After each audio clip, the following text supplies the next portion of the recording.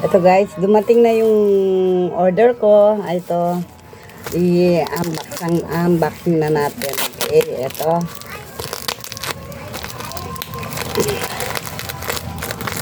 Unboxing natin. Ayaw ko magpakita ng matulis na bagay kasi bawal.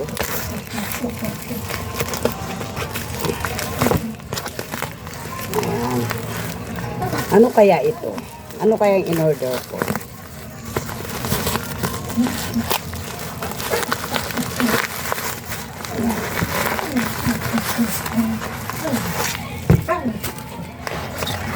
Ito.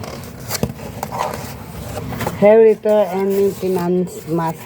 Para sa buhok ito guys. Ito siya. Ayan.